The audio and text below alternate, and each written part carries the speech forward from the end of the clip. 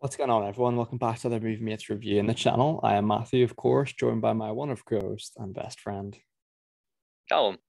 And today we've got a review that we've been kind of putting off for a while, and we did see this movie maybe a week and a half ago, 2 weeks ago now. It's been a long time. It's of Way course. longer than that. Do you think so? No, not no longer Yeah, than we that.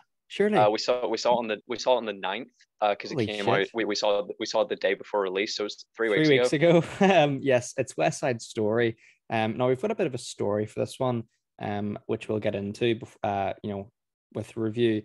But yeah, we went to our new cinema, and it's not ours, unfortunately. It would be good to own one, but a local one in Belfast. So I'll pass over to Cam to explain what this movie's about and how it all came to be, actually, because there's a bit of a story behind this one. So it's a modern day, well, not so quite modern day, an updated version of Romeo and Juliet. It has the rough, loose story beats of Romeo and Juliet, but set over the backdrop between two gangs, fighting their war in America. Uh, and it's between the white characters that are in the city versus the Puerto Rican characters, the Sharks and the Jets. I'm sure there's a lot of cultural references to do with West Side Story that I didn't know were about West Side Story until I saw this updated version. Especially in music, I knew that the Sharks and the Jets were the characters, were the two gangs from West Side Story, but like most of the songs, I had no idea that's where they were from. I was aware of Tonight and Maria, as songs, but not as being from West Side Story. Were there any sort of cultural references that have been made to you in your life that you were kind of like, oh, that's where it's from? Yeah, I was kind of not so much in this film, actually, but certainly when you're watching it, it does feel straight out of like the 1950s or whenever it is set. There is a lot to be loved here, and yeah, I think if you're a fan of these, modernizations of these musicals, I think you'll love it. It's very, I always said before we came on today, I found it quite similar to Streetcar Named Desire, which is something we studied in school and have a sort of love-hate relationship with, depending on what character we talk about. But yeah, I feel Check like out with our it, review on American yeah, classics. fuck, that was like 3.5 hours long. That one, mate, that was insane. I didn't know how we did. I know we did it in chunks, but even still, that's crazy long. But yeah, like we were saying, we usually with our cinema experiences, I think we mentioned this a few videos ago, they're either mediocre or bad. There's no like exceptionally good. But I think this one, it was exceptionally good because you had sort of got this invite that was open to the public, but not when you got the invite to it, to the new Cineworld in Belfast. There was like an IMAX screen and 4DX and all that stuff brought into Belfast for the first time, which was really cool. I don't think either of us had been to an IMAX before in Northern Ireland because there wasn't any really. So it was first time for us. And I'll pass over to you, mate, to explain how it all came about because I had a really good night that night. Yeah, so even I don't really know how this came together. I assume it was because I probably launched on, the Cinemagic, the Cineworld Belfast website quite early on, in advance of Spider-Man No Way Home. I sort of wanted to receive all updates, maybe about when those tickets were being released. So, I set up a my Cineworld account, pretty early days. So maybe I was in some kind of quota, of number of people to have signed up within a given time, and then all those people got sent out this invite, which obviously you get invited out of the blue to something and you think this is a bit dodgy. Whenever someone's promising you something great for free, it sort of does cast doubts in your mind. And it was sort of only legitimized when like 1 or 2 days later it was open to the public. But by that point, I'd already secured our tickets. And we had the offer, to either see Harry Potter and the Philosopher's Stone in 4DX or to see West Side Story in IMAX. And I was tentative about seeing West Side Story because I was a bit like, do we want our first ever IMAX film to be West Side Story? And I know that sounds shit, but like I'm just not a musical fan, and I kind of wanted like, my big story of like, I think a lot of people, talk about like where they were when they see certain films, Avengers Endgame, Spider-Man No Way Home. I think sometimes it's a nice story to have, and this was my first IMAX experience. Whereas, I'll say, and Spider-Man No Way Home was my second IMAX experience after West Side Story. Doesn't And sound as I was good. thinking like, do I want that to be the story? I don't quite know. But I thought, free tickets. You got to take got to take invites when they come, got to take advantage of that. And I think we were both in agreement 4DX might make us a bit sick, and we've already seen Harry Potter. So if you're going to take advantage of free tickets, may as well see the one that you haven't seen yet. And we got to see it a day before the official release, and it was a proper gala. Like it was posh. We were being handed prosecco and shit. I mean, Matthew did not partake, but I was like, hey, Cocktail, sausages, and prosecco. Give me everything. It's rare that I go to an event and they actually, and they realize that I'm an adult rather than thinking I'm, 17 or something. So I was like, if they've offered me alcohol, I'm going to take it. I mean, wine tastes like piss. Everyone knows that. You just drink out a social construct, don't you? So I was like, I need to look like an adult here. So we had our canapes as they called them, and our drinks, and then we saw the film. And I mean, as a first experience for IMAX, I think it's a great looking film, and the sound's absolutely incredible. But like my vision's not the best, so I kind of struggled to take in the whole width of the screen. And I think there was something different with 3D, because I think that sort of brought everything into the middle.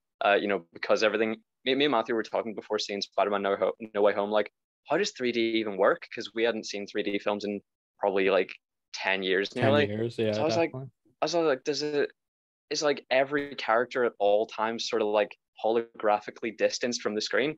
And I guess that kind of is how it works, but it's obviously difficult to explain. But with the IMAX 3D, everything was sort of brought into the middle. But with the 2D, I kind of struggled with my vision, because I don't have a great peripheral vision. How did you find that?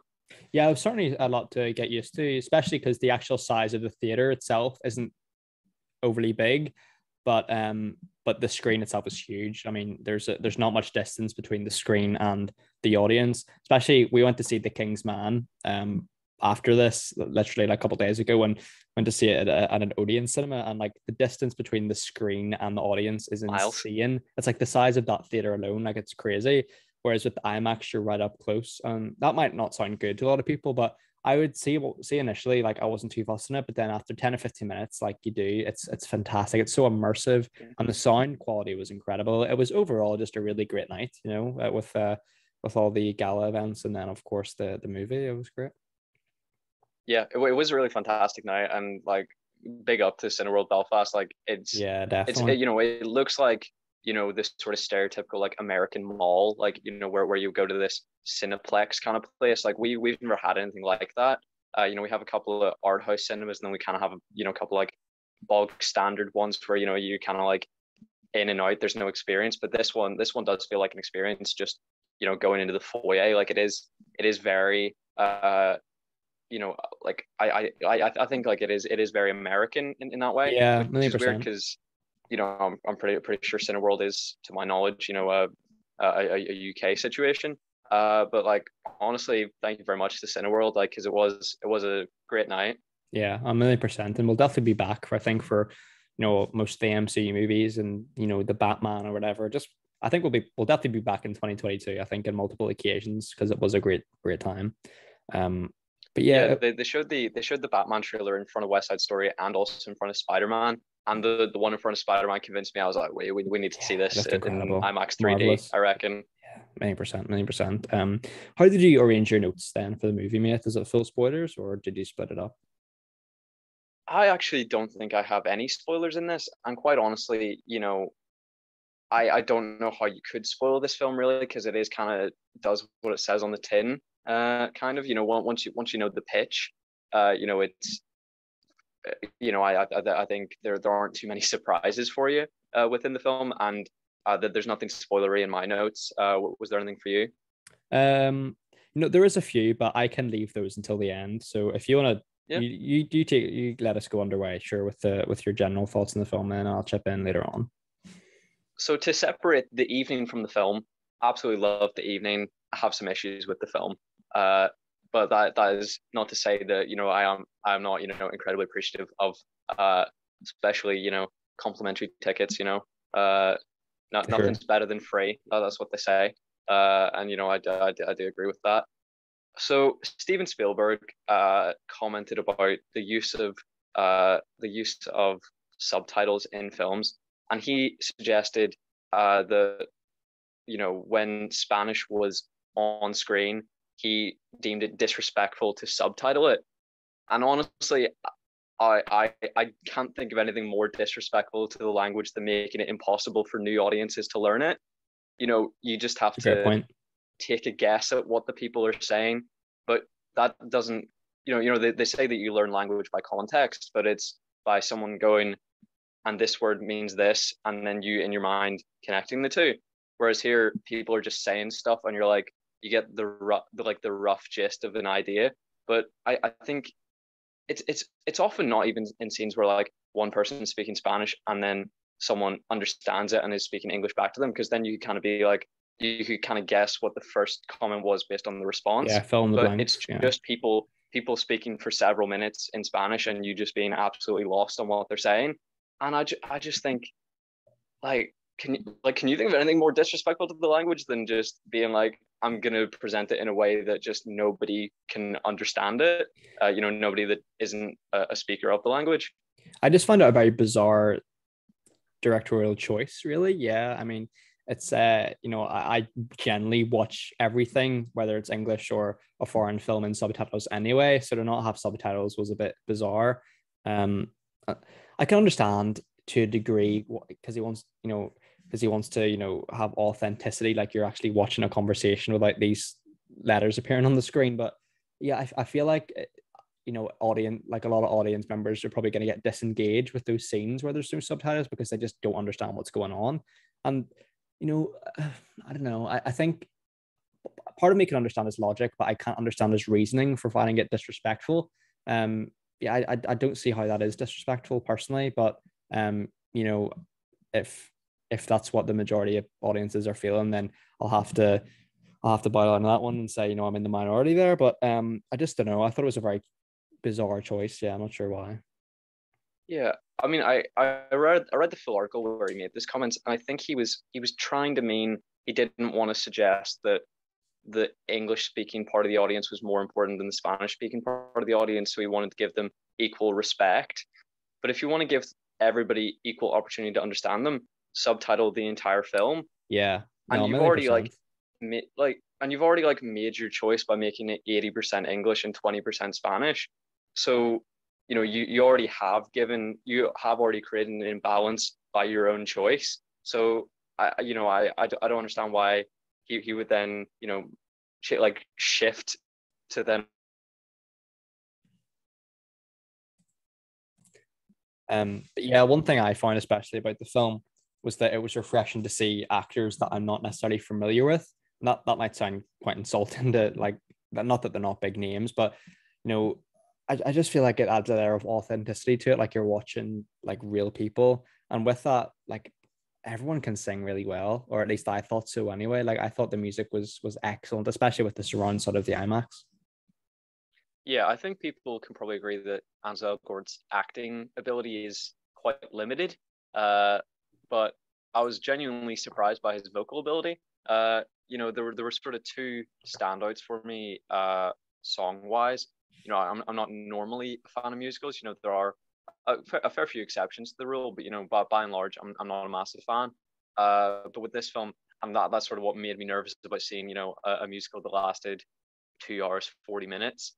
But I was pleasantly surprised, and I would say the two standouts are probably Ansel Elgort's performance of Maria, and also the oh shit, I don't even remember which gang's which. We saw this 3 weeks ago. I think the Jets are the ones that are led by Riff. Yeah, Riff. Thank God. I had no idea. I got you covered, man. Yeah, so those are the Jets to my memory, and their performance in the police station of G Officer Krupke. I also thought it was a great one. Those two songs were the main standouts for me. Were there any that you can again 3 weeks ago? But are there any that stood out to you at all? I don't know the titles of these, but there's let's see. I think the PlayStation one's fantastic. There's also a great one where Bernardo's wife, and that would be Maria's sister-in-law, I guess. She has like a group song and like they're going through like the city, like going through the boxing club and all. Is And that This Is America? It's I called think it might something be. like that. It's fantastic. It's a very well like all the choreography is remarkable. Too, and it's just a pity because I just find the film it's a tad totally inconsistent.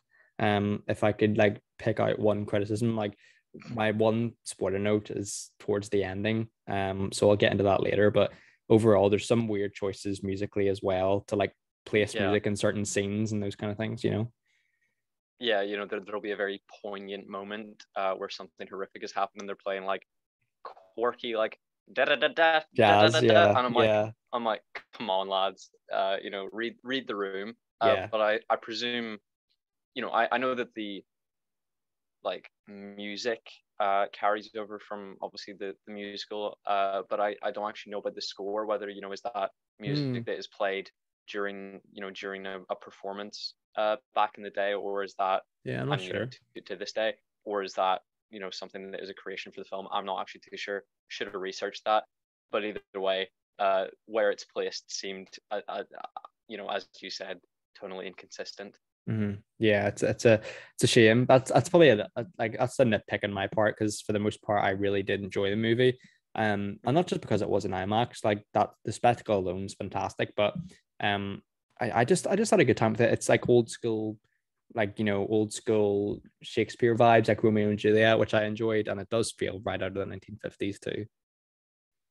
Yeah, I would say, in contrast to that, most of my issues with the story are just consistent with my issues with Shakespeare in general and Romeo and Juliet, because Yeah, we've done a fair bit of Shakespeare in our school days, and a consistent theme too is much love at probably. first sight and a rushed plot that is ended, you know, neatly, not necessarily, positively, but it's, everything's wrapped up and there's, a conclusion that's come to, in a very quick manner. So things can feel very rushed. Even if they are depressing, as everyone will know with the ending of Romeo and Juliet. It is still a conclusion that is reached seemingly very quickly. And here, I think, despite being a 2 hour and 40-minute film, So long, uh, so long. you are just like you're kind of taken aback by all that happens over this 24-hour period. Yeah, no, I think you've smashed it there, mate. I think I absolutely agree with you. It's just you really feel the runtime, especially towards the end, for sure.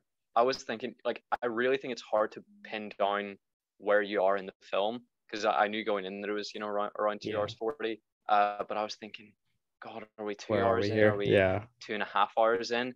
And I think there's a couple of, big moments that could be a finale. There's this rumble that is discussed, in the early minutes of the film, and that we see play out, and you are kind of thinking, is this the third act? Is this the conclusion? And I think when you see it in the movie and you're kind of like, it's not, it doesn't seem as big a spectacle or a big deal as they sort of made out in the early part of the film. This can't be the conclusion, and then you find out that that's indeed right, and there's still more to come. Yeah, no, I absolutely agree with you. Like the film does pivot towards an ending at certain points and then just doesn't end really. And that goes on for about 20 or 30 minutes afterwards. Yeah. So that's everything I have on the film. Did you have any spoiler thoughts? My only spoiler thought was really to do with Tony and Maria, specifically Tony's death, but also the fact that Maria takes him back after Oh God. he murdered her brother. Mm-hmm. It's a bizarre choice. I really like those characters initially, but throughout the film, I just my like for them was waning. If I'm honest, Yeah. that's part of the She's like, total I'm inconsistencies never I'm gonna talking get over about. this, but I will have sex with you. Yeah, I know, right? I just that's part of my totally tonal inconsistent problems, really. Is that the character choices don't line up particularly well either. But apart from that, it's a nitpick. It's still a great film. I'd advise, and if you like musicals, I think go check it out. That leads us into the question of massive hit or piece of shit. It's a curious one, Matthew. Because 10 out of 10 cinema experience, Oh beautiful yeah, definitely. time. Great time. Uh, you know, a film that I kind of wanted to see, but was glad I didn't have to pay my own money for. That was sort of that was was a very nice touch to the evening. You know, the IMAX experience was a fun one. Some incredible music, some very good performances. But I just think it's hamstrung by the fact that, you know, you can't blame this story for being the story that has been, you know, told. Like it's an adaptation, so to say that, you know, its problems are unique to this film, or, you know, that'd be ridiculous. So I mean, you know, they had to stay faithful to the source material, and I think the source material has some holes. So I think, you know, that really that's where I suppose I would point my criticisms, that it's just not my kind of thing. You know, I don't think this is a bad film. I think it's one that wasn't made for me, and I think I probably just need to recognize that before I say whether it's a massive hit or a piece of shit, because I am wavering a little. You know, it obviously introduces us really to Rachel Zegler, who will be seen in Shazam: Fury of the Gods. And I think she gave, you know, an impressive performance here, despite, you know, some decisions made by her character, sort of, you know, leaving us with maybe a lower opinion of Maria. But, you know, it feels horrible to say, because this isn't like a bad film in the way that, you know, other pieces of shit have been. You know, I think that there have been some that have come very easily to us, where we're like, there was no heart or soul or thought put into this. And I think that that's where you feel much more comfortable giving criticism for, where you're like, oh, this was made in like a boardroom of, you know, people like, and what do the teens like, and what can we stuff into this film to make it financially viable? Like, what keywords can we put into this script so that it, you know, so that it processes through as many people's brains as possible to enjoy this, and then it ends up being shit. You feel like, you know, you have the authority to criticize that. But here, you know, I think the care and the attention to the visuals and to the music really show that people, you know, absolutely did put their heart into this, but it's just not for me. So you know, piece of shit, but, you know, a respectful piece of shit, a very respectful piece of shit. Look, I think the music and choreography are, of course, exceptional, and it's not really our type of film, I think. But if I look back and even compared to other musicals reviewed, there are other musicals out there that I do prefer. La La Land, for an example, I much prefer, and I'd say I probably prefer the Mamma Mia films too, if I'm honest. But that being said, there's still a lot to be enjoyed here. If you like those kind of films, you'll have a great time with this. Especially if you like the American classic kind of musicals, then I think you'll have a great time. I would advise, probably it's not necessarily a must see in IMAX. You know, I think you could perfectly enjoy this in normal 2D, and you'd have a great time with it also. I would give it a massive hit personally, but I could acknowledge, you know, it's not perfect. But like I said, the performances, the music, the overall vibe, and the atmosphere and the aesthetic of the film is incredible. So yeah, it's a massive hit from me. Yeah. Normally, I would not recommend one that I had labeled a piece of shit, but I would absolutely recommend this, because I think more people than not, this is their kind of film. Yeah. You know, I think most people do like, you know, a period musical. So I think that a lot of people will really appreciate this more than I did. Mm-hmm. Well, yeah, I respect it, man. I respect your opinion.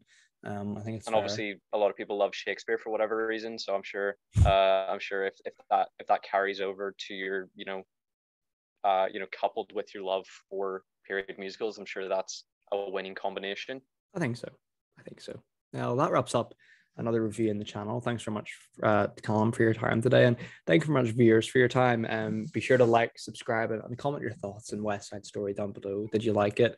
We'll always be there to read and react to you guys. And yeah, hope you guys are enjoying your festive period and have a safe New Year's. I've been Matthew, and he's been Callum. Take care, everyone, and bye bye. Bye bye.